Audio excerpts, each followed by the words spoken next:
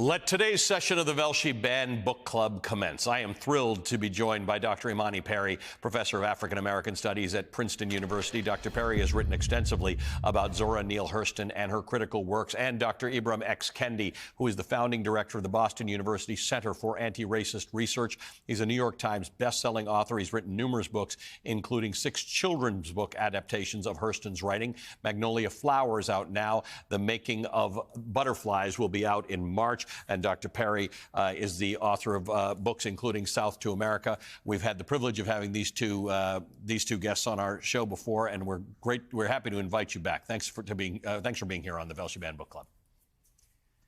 Well, there's so much of Zora in Their Eyes Were Watching God. Tea Cake is apparently inspired by one of Zora's partners. Dr. Perry, I want to ask you, much of the book takes place in Eatonville, Florida, where Zora was raised. You've studied the South, and you know it well. Is this an example of writers writing what they know about, or how much of this do you find to be autobiographical? Well, certainly is her writing what she knows about, but you have to remember that Zora was trained as an anthropologist, so what she knows about is pretty extensive, and she was writing against a backdrop of, a period when people thought that Southern Black rural culture was in decline, that it was dying out, and part of her objective was to show, no, it's vibrant, it's rich, it's complex, and so she captures that, right? She has these sort of vivid characters, but you also get this sense of life in Florida, right? This is complex landscape. There's migrant laborers. There are people descended from slavery. There's recent Bahamian immigrants. There's indigenous people, Native Americans there. So it's something she knows, but it's something she knows both intimately and intellectually. Ibram, let me ask you about when this book was first published. It was slammed by Hurston's male contemporaries. Richard Wright, a prolific author in his own right, credited with changing race relations in the U.S., famously derided the novel, calling it a, quote, minstrel show turn that makes the white folks laugh.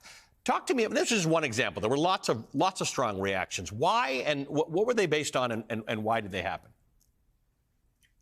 Well, unfortunately, if you're reading Their Eyes Were Watching God as a Black American through the white gaze, in other words, you're thinking about how white people may be experiencing it, then you're going to read it very differently than if you're reading it from your own experience, from your own life, from your own values.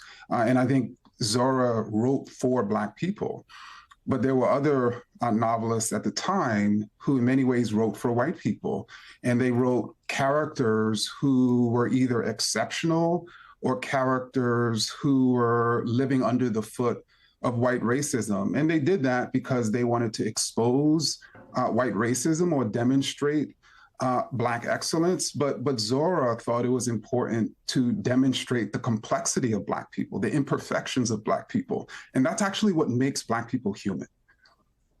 Yeah, Dr. Perry, Their Eyes Were Watching God has got 3 narrators in it: Janie, Phoebe, and Hurston herself at parts. Tell me about the significance of that. There's a bit of a call and response style in the book. Sure. I mean, there's actually a conversation that is happening. Janie is this person who is not formally educated, but she has this passion for life. She's imaginative. She desires play and creativity and the like. And there's a way in which Hurston's voice actually supplements what Janie is yearning for, right? So we have Hurston's incredible use of language, right?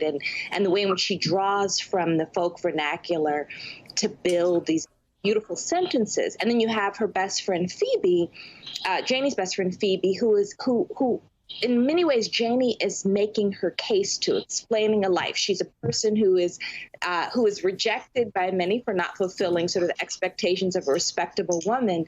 And Phoebe actually is an audience that in many ways the public, the readers are akin to, and we actually begin to empathize with Janie through her eyes.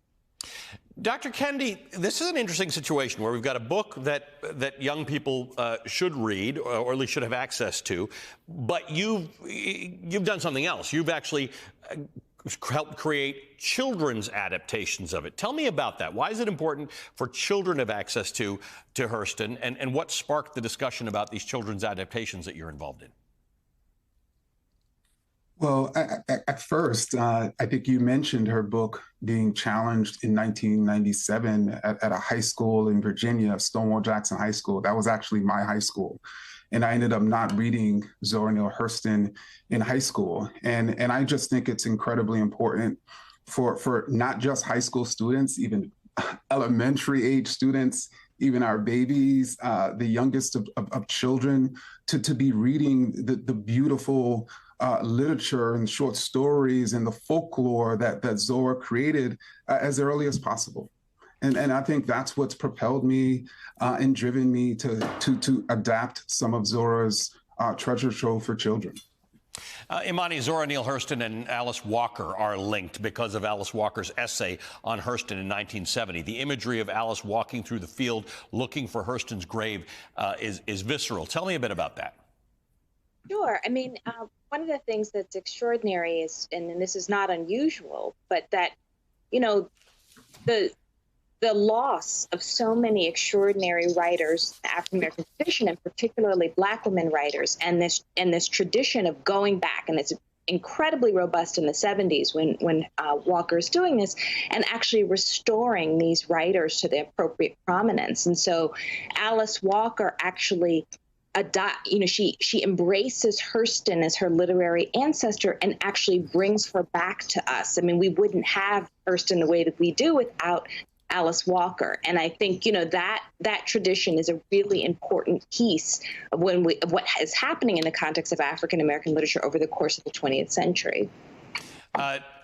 Dr. Kendi, we finally see the title, the reference to "Their eyes were watching God," in chapter 18 of the book during a hurricane. The passage in the book reads, "The wind came back with triple fury and put out the light for the last time. They sat in company with the others in other shanties, their eyes straining against crude walls and their souls asking if he meant to measure their puny might against his.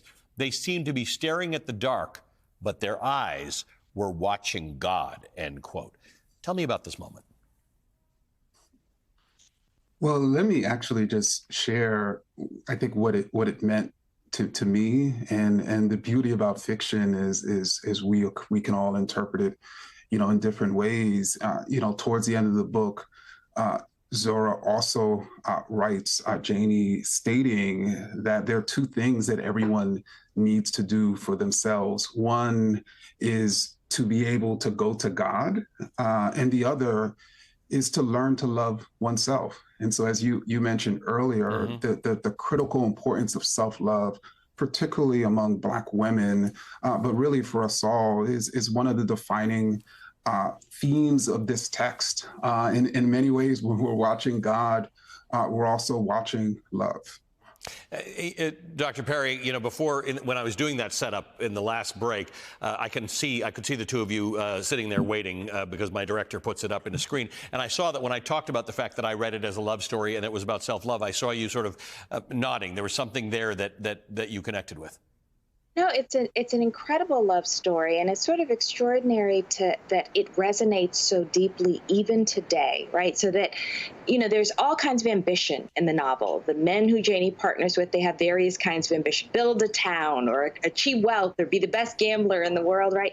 And Janie just wants to have a life that is filled with beauty and love and play and delight and joy, and to have that portrait set against the ugliness in many ways of the Jim Crow South is really, really potent, and it still resonates, right? It's a fundamentally human desire, right, to have a beautiful life, even under the circumstances. Yeah. So. That is the universality of this book. Dr. Imani Perry is a professor of African American Studies at Princeton University. Dr. Ibram X. Kendi is a New York Times bestselling author and founding director of the Boston University Center for Anti-Racist Research. But I will say there's more where that came from. I'm going to continue the conversation with Imani Perry and Ibram Kendi, and in a few days you'll be able to stream the extended cut of this discussion exclusively on Peacock.